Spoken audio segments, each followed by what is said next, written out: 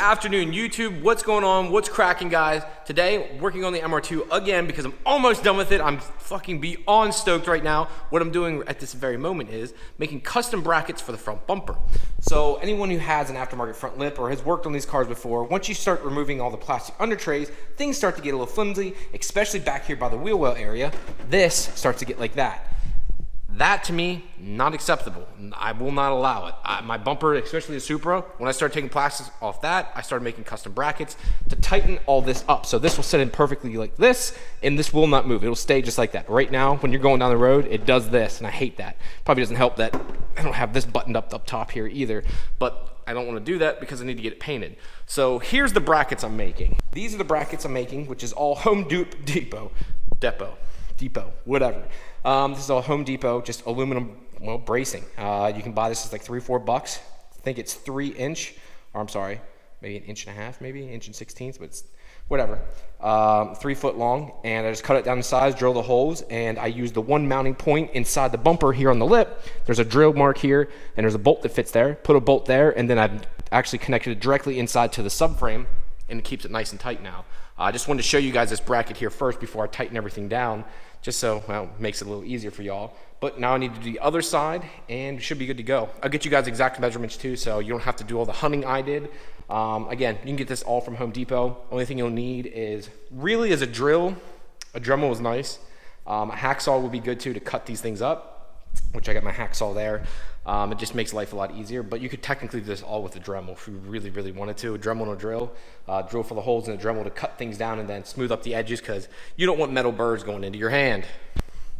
Piece right now, as you guys can see it here, I'm cutting it exactly to 13 inches because what you're going to need to do after that is, even though you have it, it's going to be slightly too long, you need to bend it at like the 11.5 inch mark, bend it up so you can make a tab for it, like this one here. You're going to need that little bit, actually it's probably close to 11 inches there, so we can make the drill marks then. But again, we're going to cut it first, then we'll drill everything out and then bend it, which makes it a little bit easier. Alright guys, so I got both the brackets made now, so they're not perfect and they don't look identical. The one tab there's a little bigger than the other, but no big deal. So what's got to do is now is bolt these on, and that should be it. I should be good to go to hold the bumper up now. So let's go ahead and throw these on. I've got the first bracket on, and check this out. There's literally no movement at the bottom. Look at that.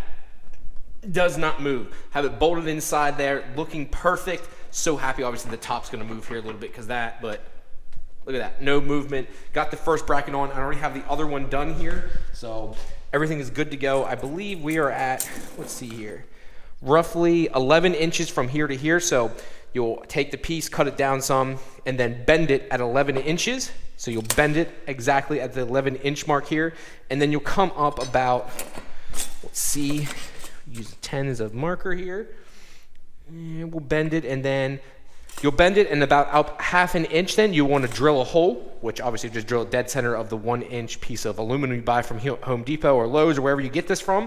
Drill the hole, and then that will work on both sides. They're equal on both sides. I went and tested it first here, so they're equal on both sides, so that's it. Do the same thing for both. Again, that is, what is it? Let me double check it here.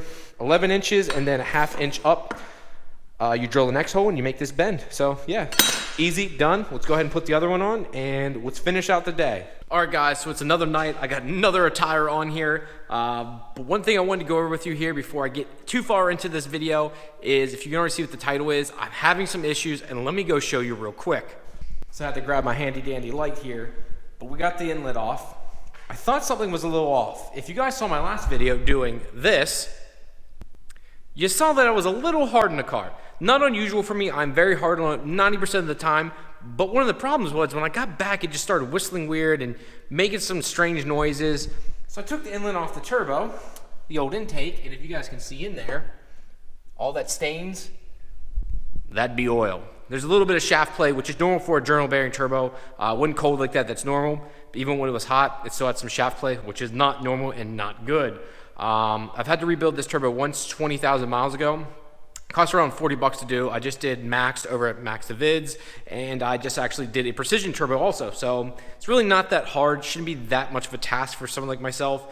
Not that I'm any expert, but I've done it before and it's quite easy. So I just need to take it apart. My only worry is this. My concern is I've done so much anti-lag now. I've done so many pops and burnouts and stuff. And anti-lag is very hard. I've explained in the previous video what it kind of does is it takes all the excess fuel, throws it over to your exhaust manifold into the turbo, and the explosion happens there. Well, think about that explosion happening in an area where it's not supposed to, that turbine wheel is getting hit over and over and over again, explosion after explosion. What's that do to the turbine wheel but shreds it to pieces? So yes, it's cool, yes, it's fun, and I enjoy doing it all the time, but it is terrible for your manifold, terrible for your valve train, and terrible for your turbo.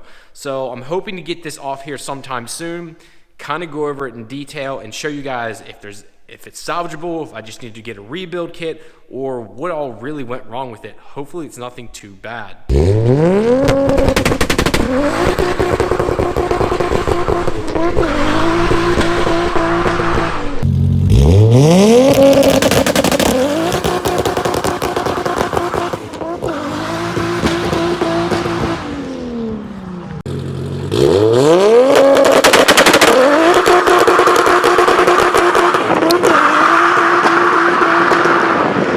You saw that I was a little hard on the car. Not unusual for me, I'm very hard on it 90% of the time, but one of the problems was when I got back, it just started whistling weird and making some strange noises.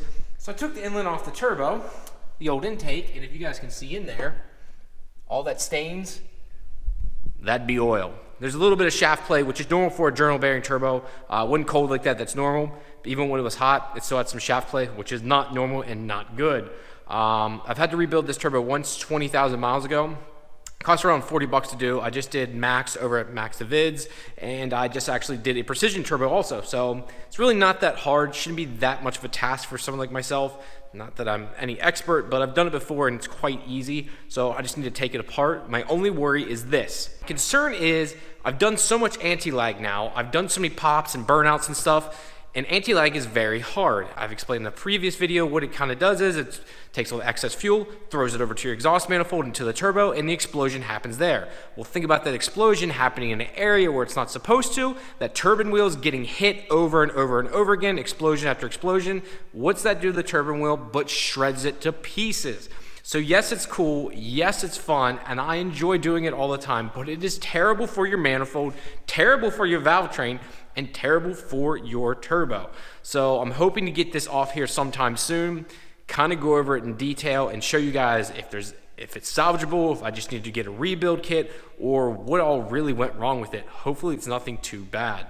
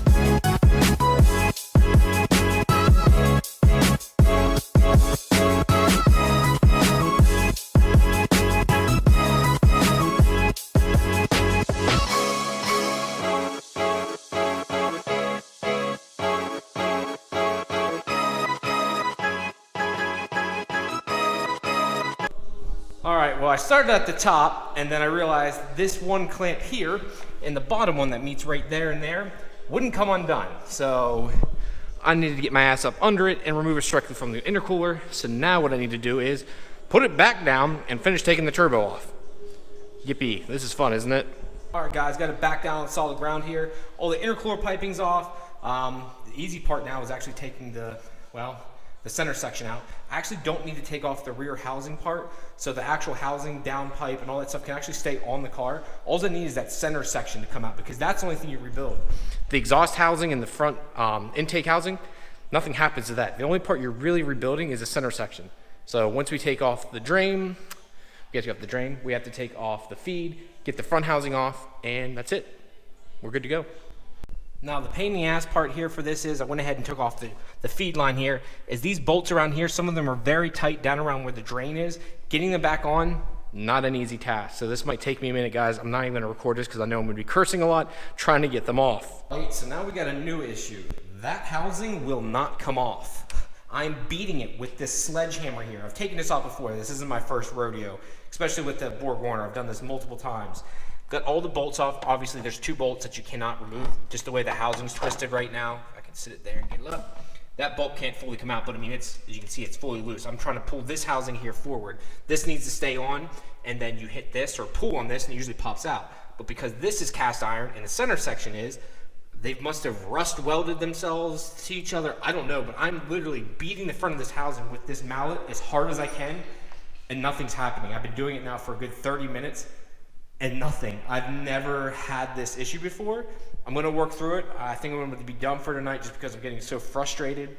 And sometimes you just need to walk away from things because it's just not worth it. So I'm gonna come back to this tomorrow, change a tire again, and tackle this in another way and try to figure out what's the best solution of trying to get that damn housing off so I can rebuild it. Another thing I did notice is there is oil down in the intercooler piping. Well, just starting to. Luckily, the actual intercooler piping itself has no oil in it. Nothing. I was lucky there. There's nothing inside of here.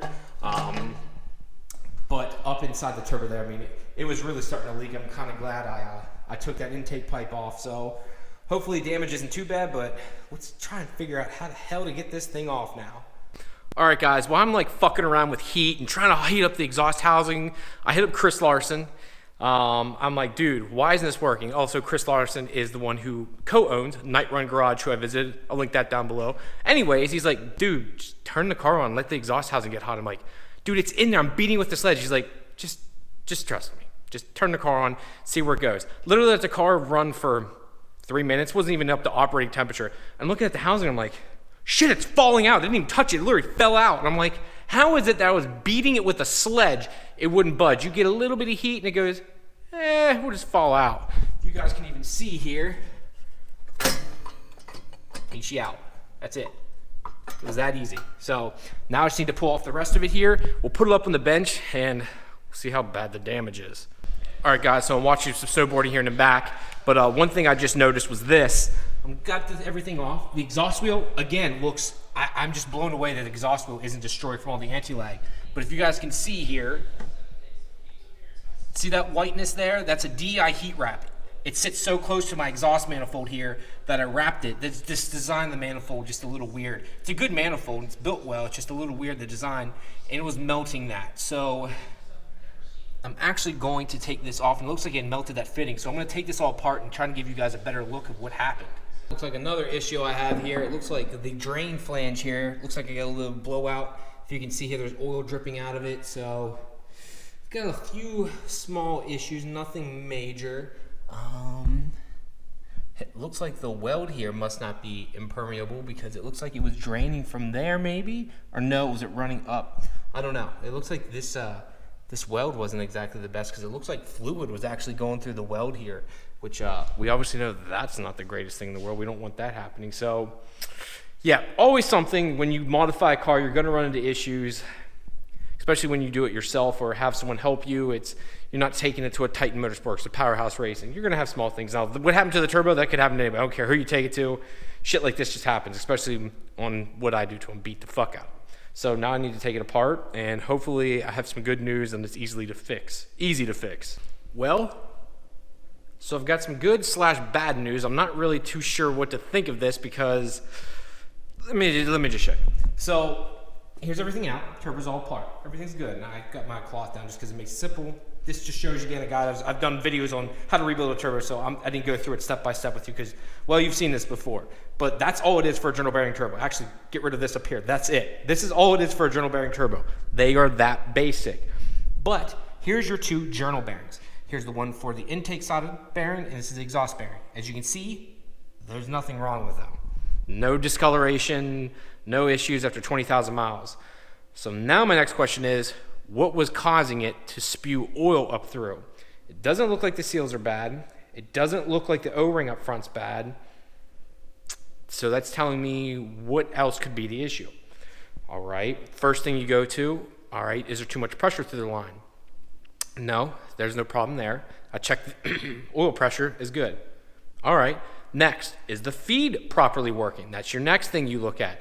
Well, one thing I just looked at there, it looked like it was melted almost, like it had so much heat in it. I'm wondering if the tubing there by the AN fitting has actually shrunk down some or has debris in it. So that's our next test. So what I'm gonna do here next, probably not in this video being honest, because this is probably getting pretty lengthy at this point.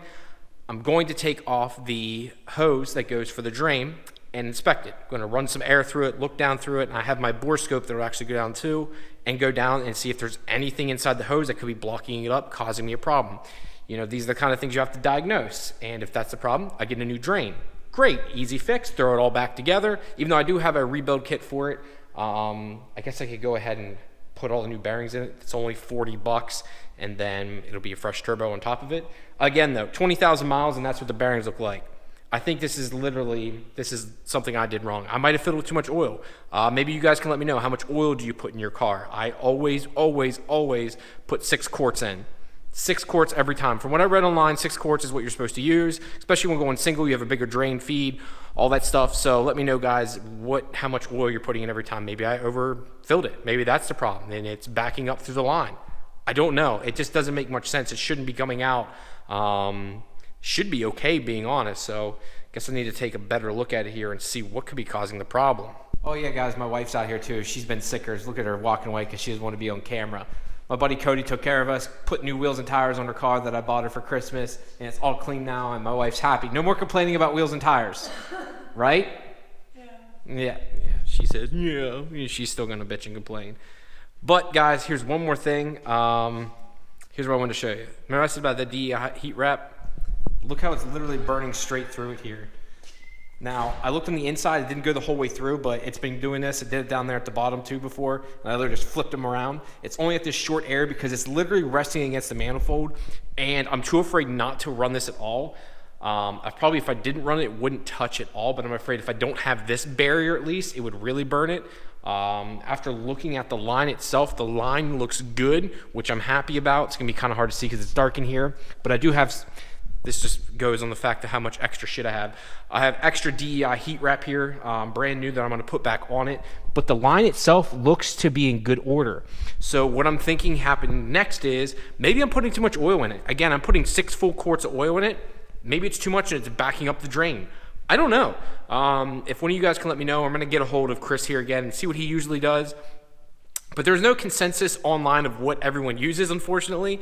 I use 10W, what the hell is it, 10W40? I wanna say, I have it written down here, yeah. 10W40 Brad Penn, high zinc oil, so who knows. But we're gonna wait for the rebuild kit and go ahead and rebuild this thing then. Might as well do it, and then I plan on selling all of this here shortly. I wanna go to a twin gate manifold, the new S369, so I'm gonna unload all this and try something new, so stay tuned for that too. All right, guys, thank you very much as usual for chiming in. I'm so happy to see you guys. I'm so happy that you guys are actually following this build and following everything I'm doing. If you guys could do me a favor, go down below, check out the Facebook and Instagram. I'm always posting stuff way ahead of time. Also, one more thing, guys, I have these new tags, Ice Cold Keystone tags. They're in, baby. Let me go grab them for you. You guys thought it was kidding. You thought it was a joke. No, I was not kidding. Look at that. Ice Cold Keystones that you guys can get from Motoloop. Go check them out, guys. It's all linked down below. If there's anything you need, please shoot me a message. Thank you very much, and I'll talk to you later.